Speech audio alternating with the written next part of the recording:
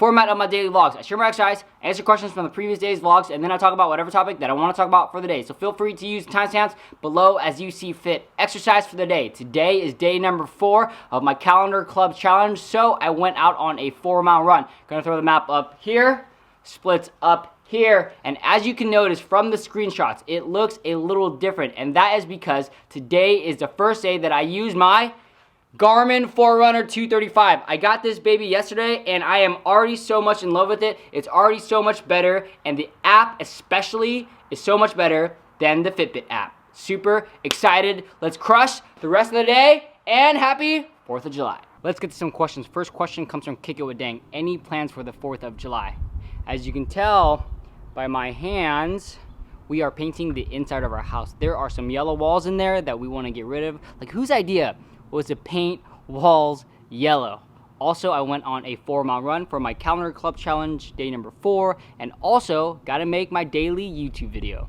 Lamar with 2 R's and 2 G's asked, do you occasionally eat fish? No, I don't eat fish. It's been over a year since I've eaten fish. I've been a vegetarian since June 22nd, 2019. And the type of vegetarian I am, I'm a lacto-ovo vegetarian, meaning that I still eat eggs and egg-based products, though I won't go out of my way to do so. Though if it's baked in my bread or it's in my ice cream or even some milk, I won't go out of my way not to eat those things. Step Up with Madhu asks, how do you deal with sub for sub? When someone asks me for a sub for sub in my comment section, in my DMs, or even for me to go check out their channel, that is an automatic red flag for me. I don't take the time out of my day to even respond. I don't give them a thumbs up. I don't give them a heart. And I especially do not waste my time commenting because I don't need that in my life. Thank you. Next. DG Capital asks, thoughts on running hills versus flat terrain? For me, personally, I absolutely hate hills. I hate anything with an incline. Basically, on my normal loop around the lake, there is actually a fat hill, and I always avoid it because it is so steep, and it's not even that long. I think it might be 200 meters. I've ran it before, though I always avoid it because of the incline, because it sucks. Though I know that I should do more of it, just because likely when I run my 50 miler and 100 miler in a real race, there will likely be some sort of incline, some sort of hill. So thanks a reminder that I should do it. And honestly, for you or someone asking if one is better than the other, I don't think one is necessarily better than the other. It just really depends on your goals. If you're doing it to burn calories, like, I think running is fine. Though if you want to build your leg strength up more for a 50 miler or a 100 miler, or just like build your leg strength up more in general, I think it's great. But coming from a fat loss or weight loss standpoint, I would rather run a little bit further or even walk than do stairs. Augie Silver Fitness asks, when and where was the last time that you were in the UK? The last time I was in the UK, it was September 2017 when my cousin got married. The time before that, I went in 2010, and it's always literally the best time when I go. Again, I have family out there. They always take care of me. It's always a great time, and I'm looking to go back very, very soon. Davis with a 2-part question. Part 1, what are your side hustles? My side hustles, eBay, Poshmark, and I also sourced full face snorkel masks from China, in which I sell online as well. Part 2 of his question, how is the real estate studying going? I am ready to take the test. I just need the California Bureau of Real Estate to process my application so that I can schedule a time to take the test. I will also do a crash course before, a 1 to 2 day crash course, and then take the test. So I sent in my application 9 or 10 weeks ago, and they actually processed my payment 5 weeks ago. So I don't know what is taking so long. I've been going online, and then I can enter in my DOB plus my social security number, and once my application is actually processed, I'll be able to create a username. But I've been checking back on that website since, and nothing so far, but I'm ready to go. Cray asks, what is your favorite food from Korea? My absolute favorite food when I was in Korea is tteokbokki. It is so good. The version that I like is that saucy version. I think it's like an orange sauce, and then it has fish cake. Obviously now I don't eat the fish cake, egg, cabbage, and a couple more things. It is literally so good. I'm not a fan of tteokbokki in other things. It's just that one version. I know that you can put tteokbokki in anything, like your soup, though that's the version that I like. And every time that I go to a Korean restaurant now, that is what I order. Lamar with 2 R's and 2 G's back with a second question. He asked, what are your YouTube channel goals and where do you see this channel in 5 years? Right now, my goal for this channel is to build a community that uplifts, supports, and really motivates each other and takes each other to the next level. Basically, what it is right now, though I'm hoping it gets a little bit bigger. The more people that are in this community, the better, because we are all gonna take each other to that next level.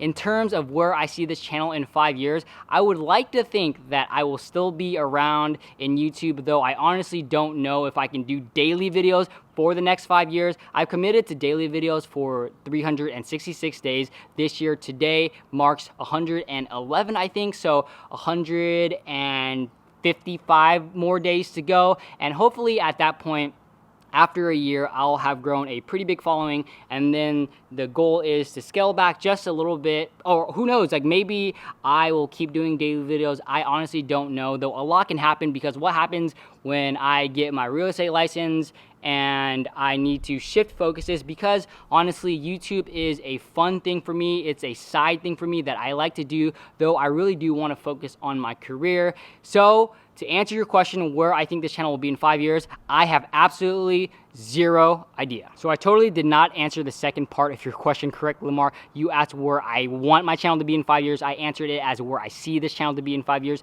Where I see it, I absolutely have no idea. Where I want it to be, it would be really, really cool to be at around at least 100,000 subscribers. 100,000 subscribers in 5 years. You think I can do it?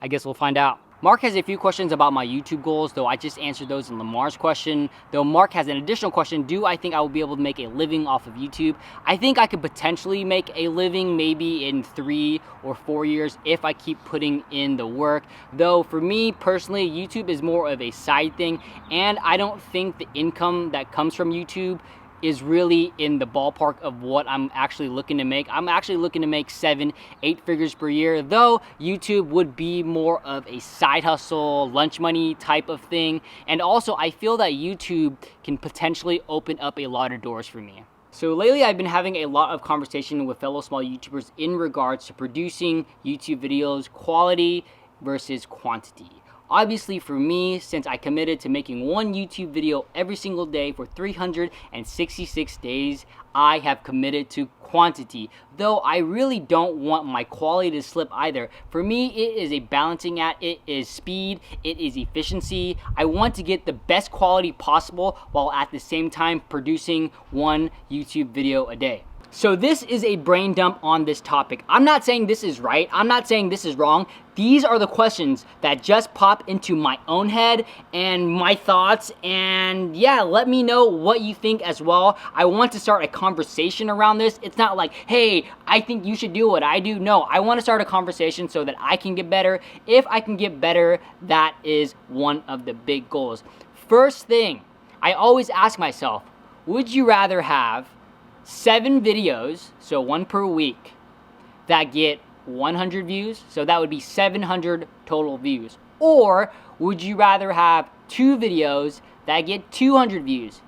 Because technically, each video gets more views, though the total for the week is less than the total of the 7 days a week. And obviously not just with views, but the other analytics as well, engagement, watch time, and all of that. I like to think about it and question, would I rather have 7 videos that do better collectively as a week, rather than having 2 or 3 videos that singly do better than the single videos of the 7 per week?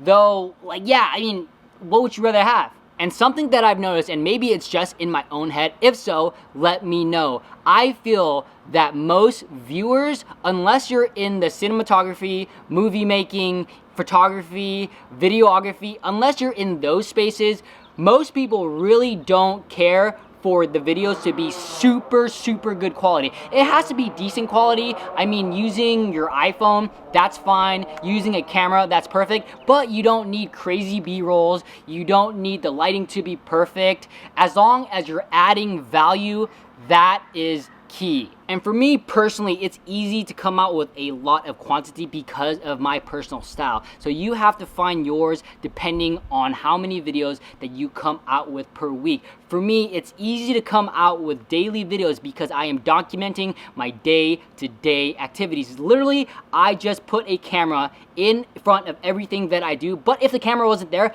I would do those things anyways. But now the camera is there and I can give a little bit of commentary.